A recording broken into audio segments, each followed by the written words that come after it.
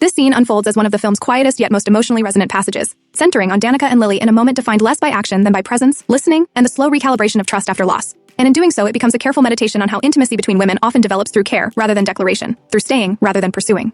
The narrative begins with Danica arriving in a visibly shaken state, carrying the residue of a breakup that has not only ended a relationship but destabilized the future she had been encouraged to imagine, complete with shared timelines, socially approved milestones, and parental expectations. The abruptness of the breakup, delivered via voicemail rather than conversation, immediately frames her experience as one of erasure and disposability, a familiar wound for many women who have been taught to invest emotionally while accepting minimal accountability from partners. Lily's response is not dramatic or possessive. Instead, she offers a steady, grounded presence that contrasts sharply with the instability Danica has just endured. Her insistence that Danica did not deserve this treatment is not merely reassurance, but an act of reframing, a way of returning agency and dignity to someone whose sense of worth has been quietly undermined. This dynamic is especially resonant within a queer reading, because Lily's care operates in a register that is socially legible as friendship, while simultaneously carrying an emotional intensity that many lesbian and queer women recognize as the threshold where friendship and something deeper begin to blur. The scene's power lies in its refusal to rush this ambiguity or resolve it through spectacle, instead allowing silence, repetition, and gentle reassurance to do the work of connection.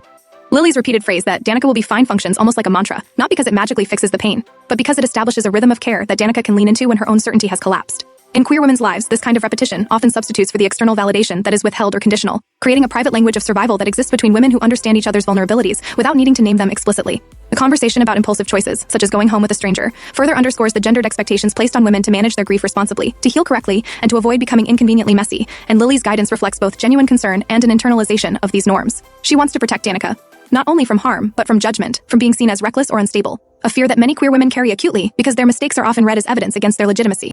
Yet, Lily's care is not controlling. She offers support without coercion, reminding Danica that help is available while respecting her autonomy, a balance that speaks to healthier models of intimacy that queer communities often have to invent for themselves in the absence of clear scripts.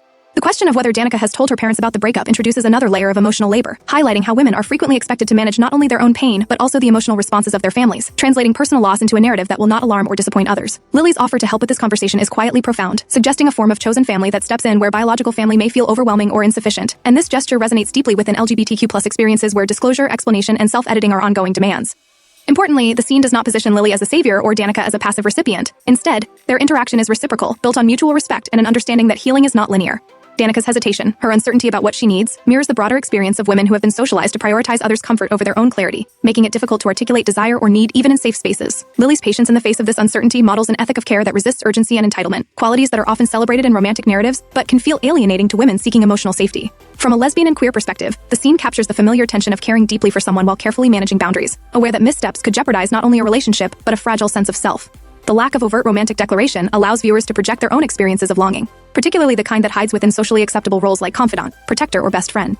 This is especially meaningful in a culture that remains uncomfortable with women's love for women unless it is clearly labeled, sanitized, or sensationalized, leaving many queer women to navigate their feelings in coded forms. The film's restrained approach challenges this discomfort by insisting that emotional intimacy between women is worthy of serious attention in its own right, without needing to be justified through shock or novelty. The repetition toward the end of the scene, with Lily continuing to reassure Danica that she will be okay, can be read as both soothing and unresolved, acknowledging that healing is an ongoing process rather than a single moment of transformation. This openness resists the narrative closure often demanded of women's stories, where pain must be neatly resolved to maintain palatability. Instead, the scene honors endurance, the quiet resilience of showing up again and again for someone even when answers are unavailable.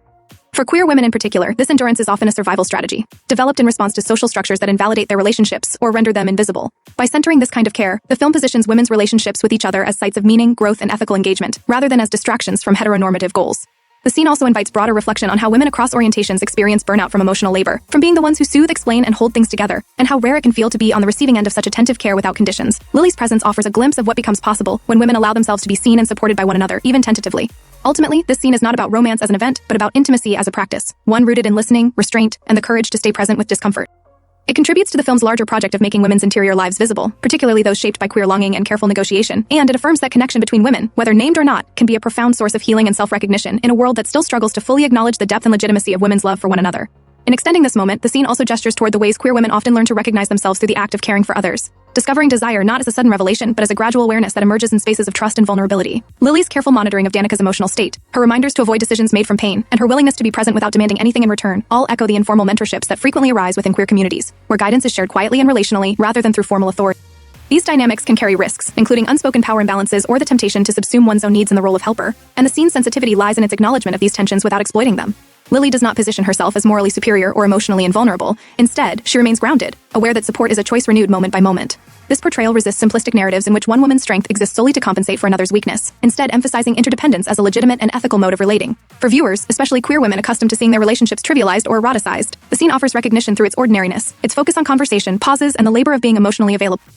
The domestic setting further reinforces this intimacy, suggesting safety and familiarity rather than spectacle, and underscoring how many transformative experiences between women occur in private, unobserved spaces precisely because public recognition remains fraught.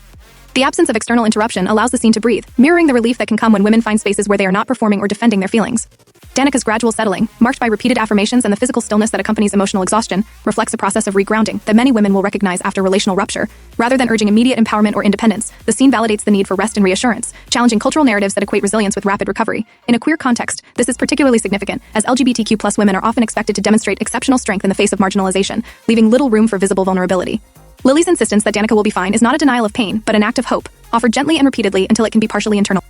This hope is relational rather than individualistic, grounded in the knowledge that one does not heal alone. The film's commitment to portraying such moments with seriousness and care contributes to a broader cultural conversation about what it means to honor women's emotional truths, especially those that unfold between women. By resisting the urge to define the relationship conclusively, the scene respects the fluidity with which many queer women experience connection, allowing for possibility without pressure.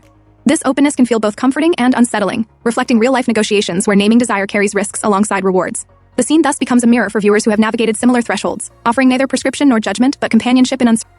It also challenges audiences to reconsider the hierarchies that privilege romantic fulfillment over other forms of intimacy, suggesting that care, loyalty, and presence are not secondary but central to women's relational lives. Through its quiet persistence, the scene affirms that visibility does not always arrive through declaration. Sometimes it emerges through the sustained act of being there, of choosing connection in moments of fragility. In doing so, the film asserts that women's love for one another in all its forms deserves to be seen, respected, and taken seriously, not as a deviation from normative narratives, but as a vital expression of human connection that continues to shape lives in profound and enduring ways. As the scene closes, its lingering effect comes from what remains unresolved, inviting reflection rather than conclusion, and reminding viewers that many of the most meaningful shifts in self-understanding happen quietly, without witnesses or clear markers. The repetition of reassurance becomes a shared language, a bridge between fear and stability, illustrating how words can function as shelter when certainty is unavailable.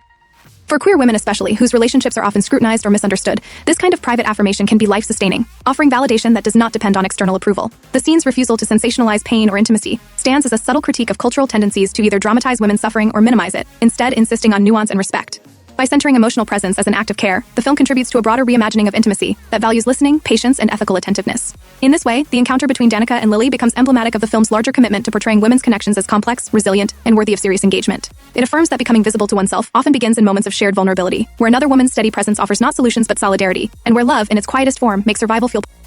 This final resonance lingers, encouraging audiences to honor such moments in their own lives, and to recognize that care between women is not ancillary but foundational, shaping identities, sustaining communities, and quietly redefining what intimacy can mean beyond prescribed scripts. It remains gentle, unfinished, human, and deeply affirming for women everywhere.